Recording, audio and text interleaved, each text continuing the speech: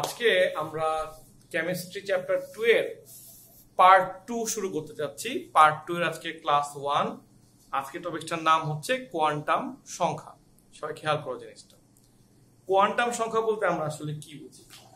তুমি একটা ওয়ার্ডে ক্লিয়ার হও যে ইলেকট্রনের অবস্থানটা আসলে কই, এটা আমরা একটু ক্লিয়ার করি। এটা হচ্ছে মেইন টপিক। আমরা যদি বোরকে মতবাদকে মেনে নেই তাহলে এটা হচ্ছে আমাদের একটা নিউক্লিয়াস, এটা হচ্ছে আমাদের প্রথম অরবিট বলি আমরা এটাকে n। এটা হচ্ছে আমাদের জন্য দ্বিতীয় অরবিট, এটা আমাদের জন্য থার্ড অরবিট। সো অরবিট কে আমরা প্রকাশ করব n দ্বারা, n। সো এটার নাম হবে n = 1, n = 2, এটা হচ্ছে n = 3। সো এভাবে সিকোয়েন্টলি পাবে।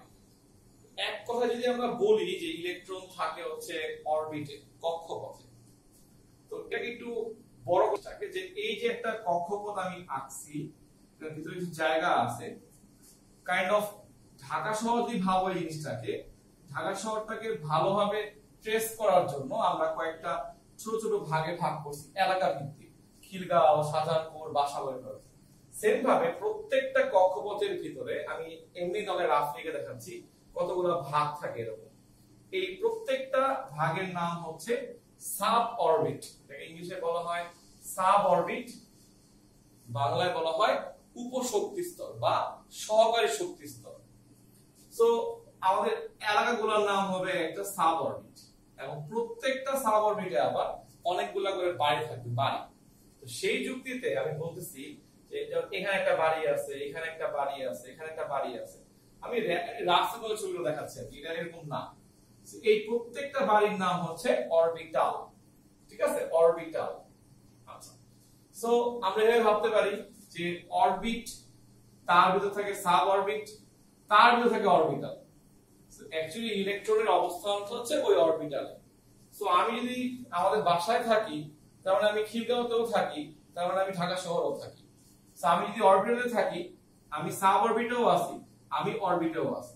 সো কথাটা আমাদেরকে খুব ছোট করে শেখানো হয়েছিল যে ইলেকট্রন থাকে হচ্ছে একটা সাব, একটা অরবিটে থাকে, অরবিট। অ্যাকচুয়ালি ইলেকট্রন থাকে হচ্ছে নির্দিষ্ট অরবিটের ভিতরে, নির্দিষ্ট সাব অরবিট, তার ভিতরে আবার নির্দিষ্ট অরবিটালে, সেখানে তার অবস্থান। সো আমাদেরকে জিজ্ঞেস করা হয়, আমরা আজ থেকে বলবো ইলেকট্রন থাকে হচ্ছে অরবিটের ভিতর, সাব অরবিট নামক একটা জায়গা, যার ভিতরে আরেকটা জায়গার নাম হচ্ছে অরবিটাল। সো ইলেকট্রনের অবস্থানটা যদি আমরা আলোচনা করতে চাই, কখনো মিস্টেক করব না, বলবো ইলেকট্রন থাকে নির্দিষ্ট অরবিটের, নির্দিষ্ট সাব অরবিটের, নির্দিষ্ট অরবিটালে। এটাকে বলা হয় ইলেকট্রনের অবস্থান। আবার ইলেকট্রন তার নিজের অক্ষের উপরে আবর্তনশীল, এটাকে বলা হয় স্পিন, ইলেকট্রনের ঘূর্ণন ক্রিয়া। সংজ্ঞাটা এভাবে বলা যেতে পারে খুব সহজ করে বললে, যে সংখ্যা ব্যবস্থার মাধ্যমে আমরা ইলেকট্রন কোন অরবিটে আছে, কোন সাব অরবিটে আছে, কোন অরবিটালে আছে এবং কোন দিকে ঘুরতেছে, এই চারটা তথ্য বোঝানো যায় বা বলা যায়, তার নাম হচ্ছে কোয়ান্টাম সংখ্যা। তো যেহেতু তথ্যের সংখ্যা হচ্ছে চারটা, তুমি খেয়াল করে দেখবা যেখানে আমরা বলতেছি চারটা অক্ষর লিখে ফেলছি। তো কোয়ান্টাম সংখ্যার প্রকারভেদ আলোচনা করতে গেলে কোয়ান্টাম সংখ্যা চার প্রকার। এক প্রকারের নাম হচ্ছে প্রধান কোয়ান্টাম সংখ্যা, যার সাহায্যে আমরা অরবিট নিয়ে আলোচনা করব। সহকারী কোয়ান্টাম সংখ্যা, আমরা সাব অরবিট নিয়ে আলোচনা করব। এটার নাম হচ্ছে ম্যাগনেটিক কোয়ান্টাম সংখ্যা। দেখো নামটা হয়তো বললে ভালো হতো অরবিটাল কোয়ান্টাম সংখ্যা, কিন্তু ম্যাগনেটিক কোয়ান্টাম সংখ্যার কারণটা হচ্ছে, এটা আমরা ফিজিক্স চ্যাপ্টার 4 পড়ার সময় পড়ব, যে ইলেকট্রনের যে প্লাস মাইনাস ব্যাপারটা, এটার জন্য চুম্বকত্ব তৈরি হতে পারে। এজন্য এটার নাম হচ্ছে ম্যাগনেটিক কোয়ান্টাম সংখ্যা, যার সাহায্যে আমরা অরবিটালের অবস্থানটা বুঝবো। আর 4 নাম্বারটার নাম হচ্ছে স্পিন কোয়ান্টাম সংখ্যা, যার সাহায্যে আমরা বুঝবো কোন দিকে ঘুরতেছে। তো সবাই দয়া করে এই চারটা জিনিসের মান আমরা আজকে থেকে কেমিস্ট্রি যখনই ছোট হাতের n লিখবো, এটা হচ্ছে অরবিট বোঝাবে, l দিয়ে বোঝাবে সাব অরবিট, উপশক্তি স্তর, m দিয়ে বোঝানো হবে অরবিটাল, আর s দিয়ে বোঝানো হবে হচ্ছে স্পিন। এই চারটা কোড দিয়ে আমরা হচ্ছে পড়াশোনা করব, ঠিক আছে? মূল উদ্দেশ্যটা হচ্ছে এই কোডিংটা বের করা। এটা একটা কোড নাম্বার, এটা কোনো মিনিংফুল কিছু না। যে এই একটা কোড লিখবো যেটা দ্বারা আমি আর তুমি বুঝতে পারবো যে এই ইলেকট্রনটা কোথায় আছে। কোথায় আছে মানে কোন অরবিটে আছে, কোন সাব অরবিটে আছে, কোন অরবিটালে আছে, আর কোন দিকে ঘুরতেছে। এই তথ্যগুলো আমরা এই ছকটার মাধ্যমে ফিল আপ করা শিখবো। এই হচ্ছে আমাদের কাজ। আচ্ছা, তো তুমি বই থেকে দয়া করে কোয়ান্টাম সংখ্যাটা পড়ে নিবা, কারণ পরীক্ষায় আসলে সংখ্যাটা আমাদের ঠিকভাবে লেখা লাগবে। দেন কোয়ান্টাম সংখ্যা 4 প্রকার, 4 প্রকার এটা শিখবা, এবং তারপর তুমি শিখবা হচ্ছে কোয়ান্টাম সংখ্যার এই ছকটা যেটা আমরা করাতে যাচ্ছি এখন। এই ছকটাতে আমরা যেটা আলোচনা করব সেটা হচ্ছে n। n দিয়ে বোঝানো হয় কোয়ান্টাম সংখ্যা, প্রধান কোয়ান্টাম সংখ্যা। সো মানগুলো সবসময় 1 থেকে স্টার্ট হবে, 1 2 3 দেন 4, এভাবে 5 6 7 পর্যন্ত হতে পারে। এবং 1 এর নাম হচ্ছে কে শেল, তোমরা পড়ছো এটা আগে, এটাকে বলা হয় এল। কে দিয়ে স্টার্ট করে নামটা, এটা এম, এটা হচ্ছে এন। সিকোয়েন্টলি যদি 5 আঁকি, 5 এর নাম হবে ও, 6 আঁকলে সেটা হবে ও এর পরে পি। এভাবে নামটা আমরা আস্তে আস্তে আগাবো, ঠিক আছে? এই হচ্ছে কাহিনীটা। সো এন দিয়ে বোঝানো হয় অরবিট নাম্বার, অরবিট নাম্বারটার মধ্যে 1 2 3 4 দিয়ে বোঝানো হবে। আচ্ছা, এখন এল এর মানটা কিভাবে ফিল আপ করবা? এল এর মানটা ফিল আপ করার নিয়মটা হচ্ছে, এল সূত্র হচ্ছে তুমি স্টার্ট করবা সবসময় 0 থেকে, আর শেষ করবা হচ্ছে n-1 এ গিয়ে। অর্থাৎ স্টার্টিং পয়েন্টটা হবে 0, শেষটা হবে n-1। সেক্ষেত্রে যদি আমরা এখানে চিন্তা করি 0 থেকে স্টার্ট করলাম, আর এই ঘরে দেখো n এর মান তো 1, তাই না?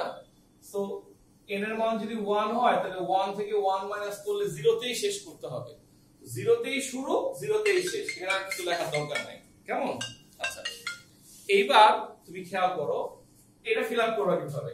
শুরু করবা 0 থেকে, শেষ করবা n-1 এ গিয়ে। সো 2 - 1 মানে হচ্ছে 1। আবার 0 থেকে স্টার্ট করবা, শেষ করবা 2 তে গিয়ে, কারণ 3 - 1 মানে 2, মাঝখানে 1 থাকবে। সিম্পল কথা হচ্ছে শুরুটা হবে 0 তে, শেষটা হবে এটার এক আগে।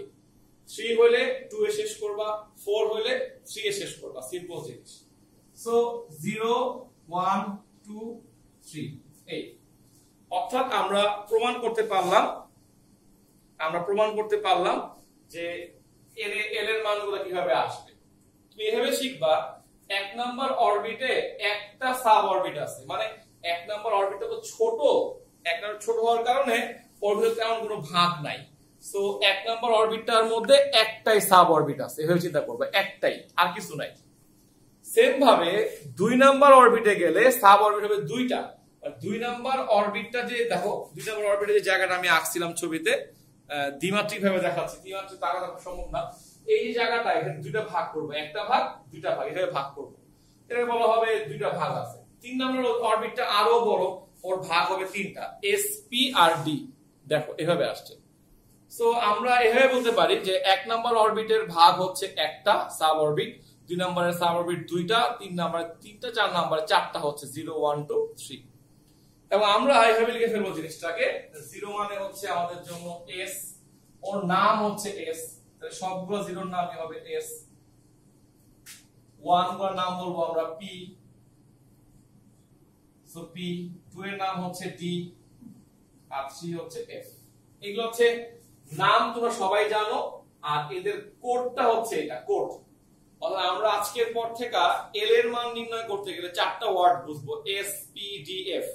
এস টাকে আমরা এস না লিখে রাখবো 0, কারণ আমরা কোয়ান্টাম সংখ্যা পড়তেছি। যে দেখো কে না লিখে আমরা এখানে 1 লিখবো, এরকম এস না লিখে আমরা 0 লিখবো।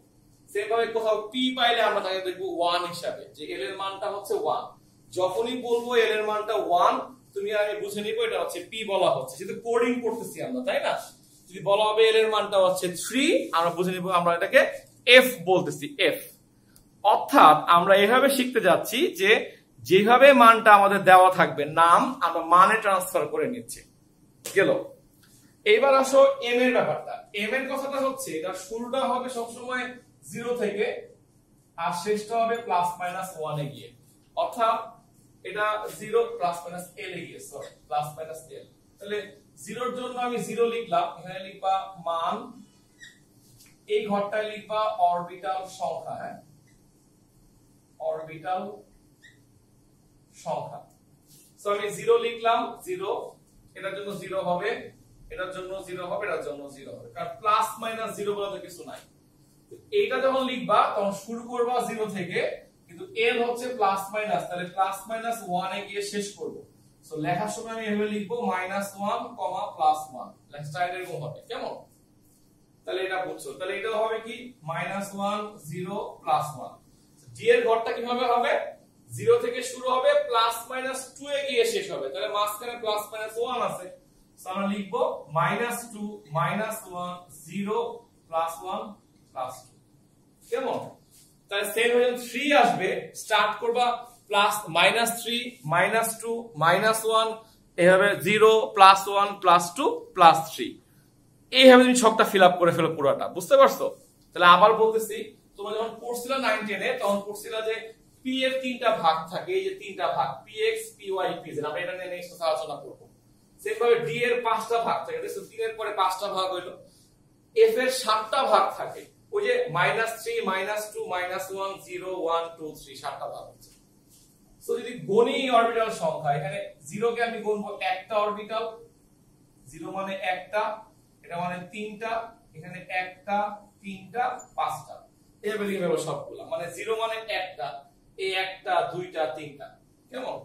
এই হচ্ছে মোটামুটি একটা টপিকস, আমরা এইভাবে এম পর্যন্ত ফিল আপ করতে পারি। সবাই খেয়াল করো নেক্সট কথা। এখন আমি যে জিনিসটা করতে যাচ্ছি সেটা হচ্ছে অরবিটাল সংখ্যা গুনব। এটারে কাউন্ট করবা একটা, নট 0 বলে কিছু। 0 মানে একটা অরবিটাল, তাহলে এখানে একটা অরবিটাল আছে।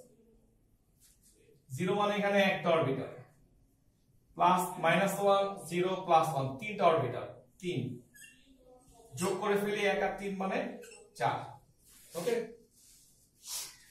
এখানে আছে একটা, 3টা, 5টা, গণ 5টা, যোগ করলে হয় 9টা। এখানে গণ একটা, 3টা, 5টা, এটা 7টা হবে। এফ কত হবে বুঝছো না? -3 -2 -1 0 +1 +2 +3।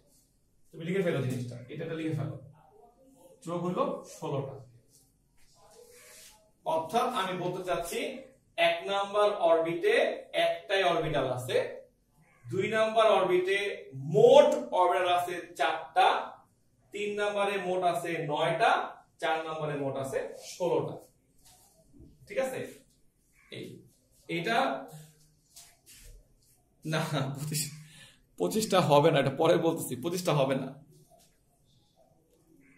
মানে সো একটা শর্টকাট শিখতে পারো অরবিটাল সংখ্যা বের করার, সেটা হচ্ছে n স্কয়ার বলে এটাকে, n স্কয়ার। অবজেক্টিভের জন্য অনেক হেল্প হবে। অর্থাৎ বললো 3 নাম্বার অরবিটে কয়টা অরবিটাল আছে, তাহলে 3 স্কয়ার মানে 9টা, 4 নম্বরে আছে 4 স্কয়ার মানে 16টা।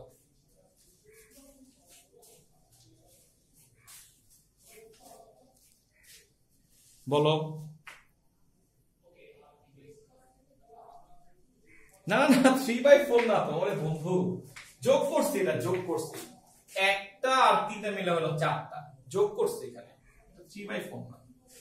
মানে হইলো 2 নাম্বার অরবিটে 2টা সাব অরবিট ছিল, একটা সাব অরবিটের আবার একটা অরবিটাল, আরেকটার আবার 3টা অরবিটাল। খেয়াল করো, এই যে 2 নাম্বার অরবিটে 2টা সাব অরবিট ছিল, একটা s একটা p, তো s এর একটাই অরবিটাল, p এর হচ্ছে 3টা অরবিটাল, তাহলে মোট কয়টা হলো? 4টা না, এটা লিখছি।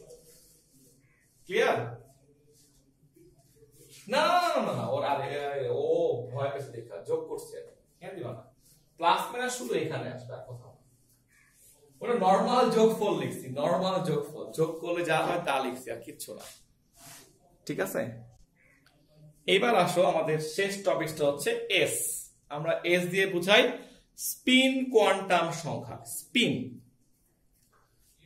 তোমরা যেহেতু অলরেডি একটা পার্ট শেষ করে ফেলছো, তোমাদের যদি কারো মাথায় এই কোশ্চেনটা কখনো আসে, ইলেকট্রন কেন ঘুরে, তাই যদি আমি একটা ব্যাখ্যা শিখাই, যদি এটা ফিজিক্সের ব্যাখ্যা হয়ে যাবে। তোমরা কিন্তু আগের দিনও পড়ছো যে এই দেখেন, এই ইলেকট্রনটাকে ও ভিতর দিকে টানতেছে না, ও মানে কি নিউক্লিয়াস টানতেছে না ভিতর দিকে, সো সো এই কুলম্বের সূত্রতে দেখাইছিলাম F টানে Fe বলছিলাম, এইটাকে কাউন্টার ব্যালেন্স করার জন্য এখানে একটা ফোর্স তৈরি হয় না Fc mv²r, এই যে ভিটা দেখছো না, এই ভিটা ক্রিয়েট করার জন্য ওর চারপাশে ঘুরতে হয়, যেই কারণে কিন্তু সূর্যের চারপাশে পৃথিবী যখন ঘুরতেছে ওর একটা ঘূর্ণন হচ্ছে অক্ষ বরাবর ঘুরতেছে, আরেকটা কিন্তু নিজ অক্ষের উপর ঘুরতেছে, নিজ অক্ষ, একটা সূর্যের কক্ষপথে ঘুরতেছে, নিজ অক্ষের উপর ঘুরতেছে, নিজ অক্ষের ঘূর্ণনটা হচ্ছে এটার জন্য, কারণ এই বলটা দিয়ে ও এটাকে ব্যালেন্স করতেছে, এই জন্য জিনিসটা সমান থাকতেছে। যদি কারো মাথায় কোশ্চেন আসে ইলেকট্রন কেন ঘুরে, কারণ আমি গতবার জন্য পাইছিলাম, এটা খুব ভালো কলেজের টিচারকে জিজ্ঞেস করছে সে গিয়া যে স্যার ইলেকট্রন কেন ঘুরে, ওই স্যার বলে অ্যান্সার দিচ্ছে ইলেকট্রনের ইচ্ছা আছে জন্য ইলেকট্রন ঘুরে, তোমার সমস্যা কি? তো ও খুব রাগ করছে না নিয়ে, যে আমাকে বলছে ভাইয়া এটা কেন অ্যান্সার হইলো, আমি বলছি না আসলে স্যারের তো মুড অফ ছিল এর জন্য বলছে, তোমাদের এই ধরনের কোশ্চেন আমাকে জিজ্ঞেস করবে, আমি আমার কাছে সুন্দর সুন্দর অ্যান্সার আছে। সো ইলেকট্রন ঘুরে, তার যুক্তি হচ্ছে ইলেকট্রনকে যাতে নিউক্লিয়াস টেনে ভিতরে নিতে না পারে, এজন্য ও বাইরের দিকে একটা কেন্দ্র বিমুখী বল তৈরি করতে চায়, এই বলটা তৈরি করতে গেলে ওকে ঘুরতে হয় নিজ অক্ষের উপর, ঠিক আছে?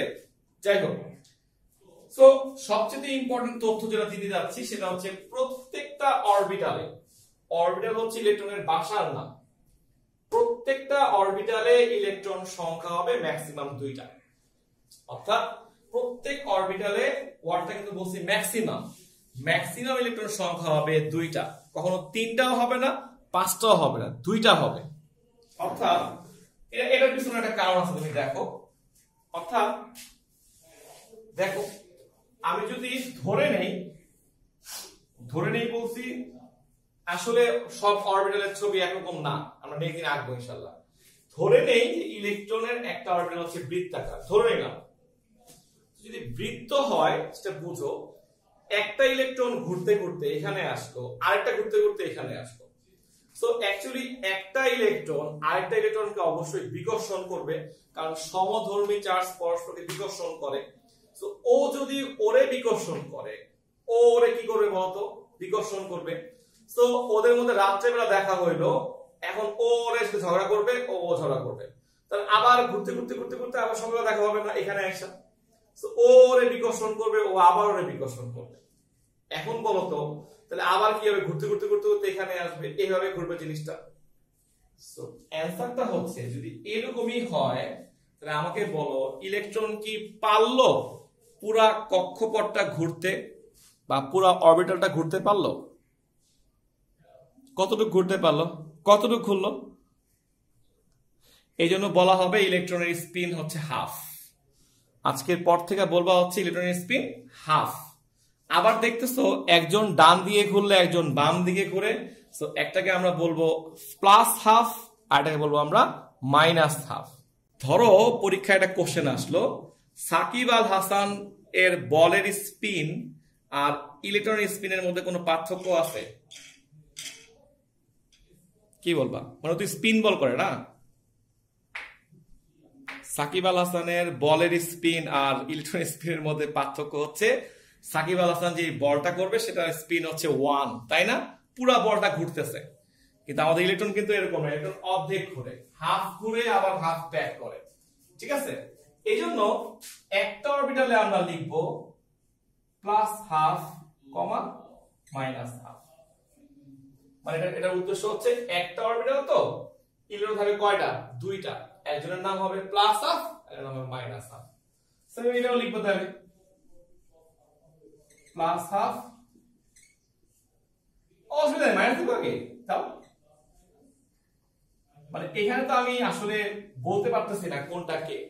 নিয়মটা হচ্ছে যে ইলেকট্রনটা ঘড়ির কাঁটার বিপরীত দিকে ঘুরবে সে হচ্ছে প্লাস হাফ, আর যে দিকে ঘুরবে সে হচ্ছে মাইনাস হাফ, জ্যামিতির নিয়ম আর কি, বুঝছো?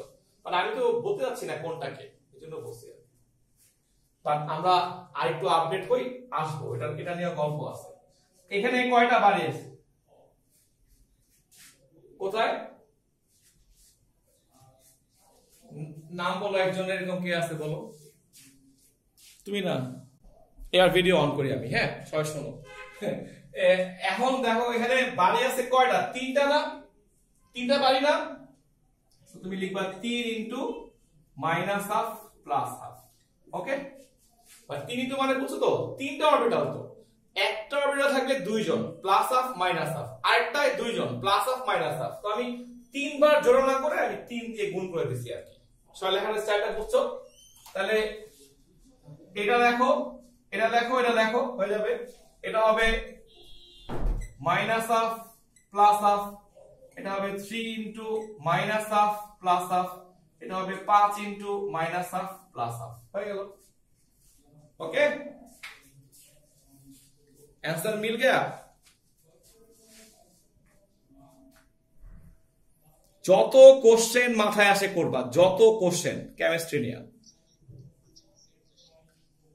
হরে ভাই 7 দিতে গুণ হবে, 7টা বাড়ি না, গোরান এলাকায় 7টা বাড়ি আছে, প্রত্যেক বাড়িতে ইলেকট্রন থাকবে এক জোড়া করে। ওরা খুবই প্রাইভেসি মেইনটেইন করে থাকে, আমাদের মতো না। আমরা এক বাসা থেকে 5 জন, এক বাসায় 3 জন, এক বাসায় 6 জন, এমন না। ওদের বাসায় দুজনের বেশি এলাউই না, একজন মাইনাস হাফ একজন প্লাস হাফ, সুখী সংসার। বুঝতে পারছো? উল্টা পাল্টা জিনিস লাথি মেরা বাইরে দেবে হাতে শেষ। সো বলে ফেলো ইলেকট্রন কয়টা আছে? 1 2, দুইটা আছে, এখানে আছে দুইটা, 3 দুগুণে 6টা। কেউ না বুঝলে আওয়াজ দিও, কেমন 6টা বলছি ভাইয়া? 2 6 10, 5 দুগুণে 10টা, 2 6 10 14। এবার আমি জাস্ট যোগ করব, বুঝছো? এদের যোগফলটা হচ্ছে 8, যোগফলটা হচ্ছে 18, যোগফলটা হচ্ছে 32। এই